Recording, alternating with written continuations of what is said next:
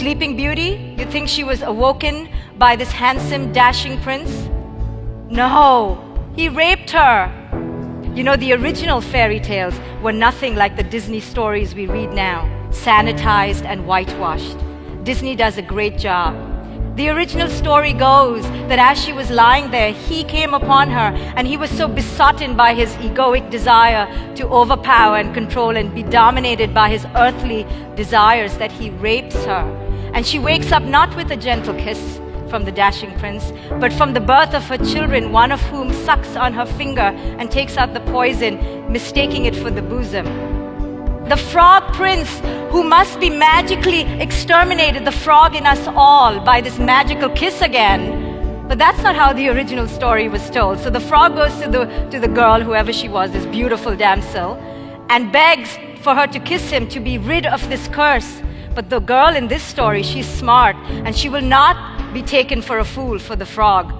And so she slams the frog against the wall, and the frog shatters his external egoic self. And Cinderella, you know, he just didn't find her by slipping on the glass slipper. No, the first stepsister, she cut her heel off, and the fool of the prince believed that it was her. And then the dove told him, no, it isn't her. So then the next stepsister was a little smarter. She cut off her toes to fit into the slipper, and again the prince believed her, until the dove said no. And then he found Cinderella. But what a story, I know, dark and very dire to tell our children, but it teaches them subconsciously that do not lie passively waiting, dependent on some prince, because you will be screwed. In this case, literally.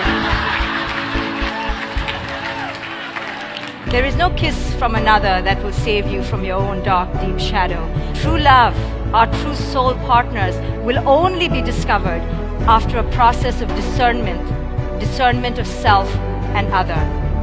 But none of these valuable life lessons are being taught to our children in the Disney stories. Life wasn't supposed to be this way. This is what they told us as children, that life was this fairy tale. A parent who is unable to witness the child's pain because of the parent's own unresolved issues around pain, failure, disappointment.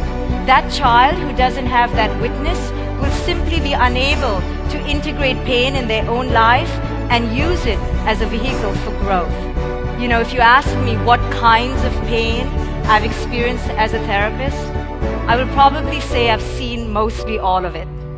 From the mother whose eyes scream of a despair bordering on an insanity as she whispers to me the most ungraspable of realities. And then she was gone, she whispers.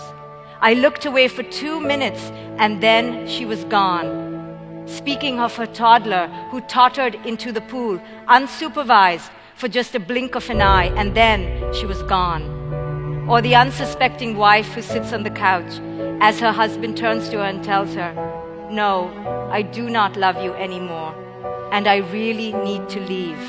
And he too, filled with pain himself, walks out of the office and out of her life, leaving her mouth agape in disbelief, the torrential dismay, anxiety, fear, and betrayal.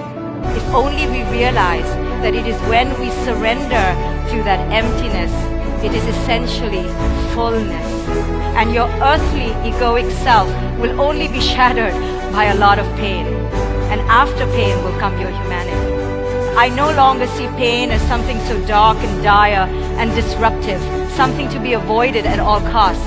On the contrary, I see it as not only as profound, but as inevitable, and one of the most powerful portals of consciousness we can have.